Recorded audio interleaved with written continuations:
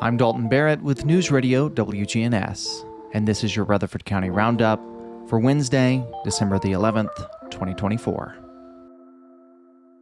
Late Monday night, firefighters from the Murfreesboro Fire Rescue Department responded to a fire at the Dempsey Apartments on Crossway Avenue. The fire, reported around 11 p.m., was contained to the building's laundry room.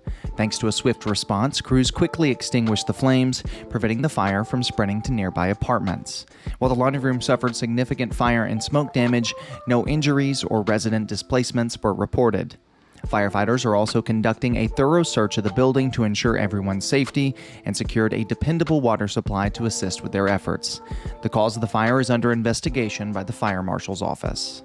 And Middle Tennessee State University and Columbia State Community College are teaming up with the help of a nearly $350,000 National Science Foundation grant to certify future technicians and engineers in robotics and automation systems. The 3-year Research and Development Award, which runs until May 2027, aims to prepare students for the workforce with hands-on training and industry-recognized certifications. The first group of students is expected to begin the program in spring of 2025, completing it by the end of the year. MTSU Associate Professor Jorge Vargas is leading the project and says the initiative will develop a robotics certification curriculum to equip students with essential skills like programming, maintenance, and safety evaluations. The program will provide pathways for Columbia State students to pursue associate degrees and transfer to MTSU for further studies.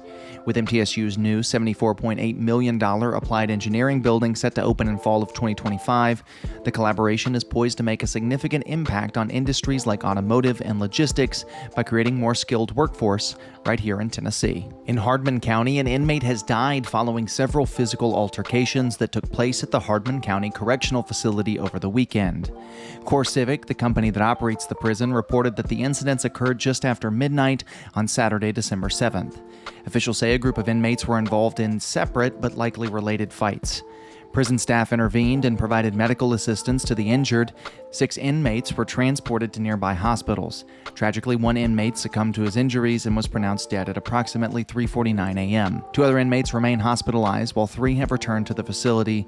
No staff members were injured in the incidents. The Tennessee Department of Corrections has been notified and is conducting an investigation with no additional details released at this time. And fatal accidents in Rutherford County have been increasing at an alarming rate, outpacing the region's population growth. In 2010, the county had a population of around 263,700 people and reported 20 roadway fatalities. By 2023, the population has grown by 40% to 370,000, but traffic fatalities surged by 48%, with 39 deaths recorded last year. The county has seen fluctuations over the years, with a notable peak in 2020 when 45 fatalities were recorded.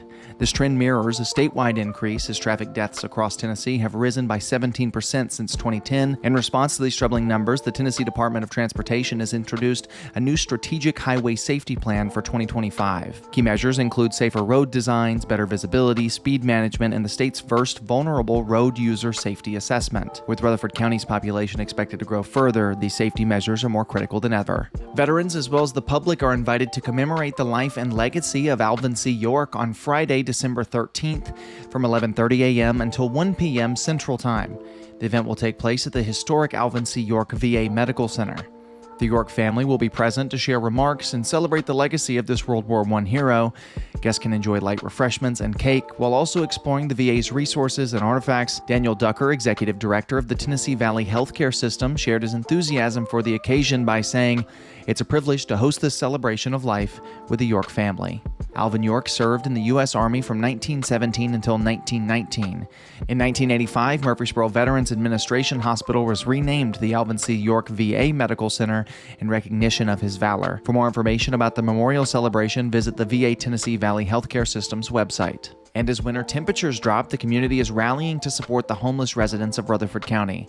A donation drive at the Rutherford County Sheriff's Office recently gathered vital supplies, including sleeping bags, blankets, and hand warmers to aid those in need. The drive, which is called Blanket the Cold and Warm the Community, collected 3 truckloads of items. These donations will be distributed by the Murfreesboro Cold Patrol, a nonprofit dedicated to addressing homelessness through outreach and advocacy. Sergeant Gary Herman of the Rutherford County Sheriff's Office expressed his gratitude for the community's generosity, saying, "Together we are making a difference, and your kindness truly warms our community." This is a collaborative effort, and it demonstrates the strength of the Rutherford County community, offering warmth, comfort, and hope during the hardest winter months. For more information about local nonprofits serving the homeless, visit our website, wgnsradio.com. The City of Murfreesboro is urging residents to participate in the 2025 special census campaign, Count Me In. Forms are being mailed to all city households, and online submissions can be made at murfreesborocensus.com. The census ensures the city's population is accurately recorded, which directly affects the state-shared revenues that fund essential services like police, schools, fire, parks, and roads.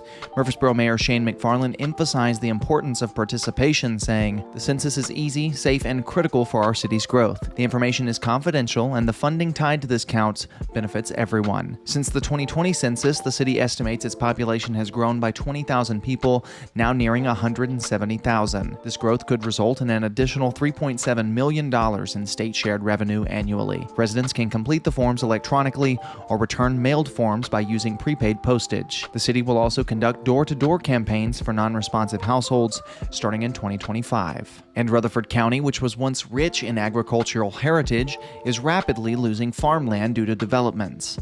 Between 2014 and 2023, the county saw over 22,000 acres of farmland converted into subdivisions and shopping centers, ranking among the top 3 in Tennessee for agricultural loss. This transformation coincides with an explosive population growth, with Murfreesboro alone seeing an 8.3 increase to nearly 170,000 residents by 2023. Projections show Rutherford County becoming Tennessee's 3rd largest county by 2050. Local preservations are working to balance growth and rural preservation through initiatives like Plan Rutherford, inviting public input to shape the county's future. For more details, visit planrutherford.com. A newly proposed bill in the Unborn Child Protection Act of 2025 could impose a $5 million penalty for providing abortion-inducing drugs in Tennessee. Filed by Representative Gino Bulso, the legislation holds anyone mailing or delivering such medications strictly liable if an unborn child dies. The bill identifies mifepristone, misoprostol, and mifeprex as abortion-inducing drugs, but exempts misoprostol when used to treat stomach ulcers. The proposed law includes a 5-year statute of limitations and is set to take effect on July 1st, 2025, if passed. And following the tragic loss of 10-year-old Asher Sullivan in May, his family has turned their grief into generosity by donating hundreds of stuffed animals to children in need. Asher, known for his love of collecting stuffed animals during family trips, inspired the creation of Asher's Animals. The initiative collects plush toys for children in hospitals and traumatic situations. Recently, the Sullivan family delivered stuffed animals to the Rutherford County Sheriff's Office, where deputies will distribute them to comfort children during emergencies. They also donated 400 stuffed animals to the Ronald McDonald House at Vanderbilt, where Asher and his brother Declan, a cancer survivor, had spent time. Asher would be over the moon bringing smiles to kids, said his mother, Casey Sullivan. "We want to keep his memory alive and hope that this effort continues for years to come." To contribute, visit Asher's Animals on Facebook, where details about upcoming collections are posted, including a February drive near Asher's birthday. For updates on these and more stories, head on over to our website, wgnsradio.com, or follow us on Facebook at News Radio WGNS on Facebook and X. That's all for now. I'm Dalton Barrett, and I'll talk to you later.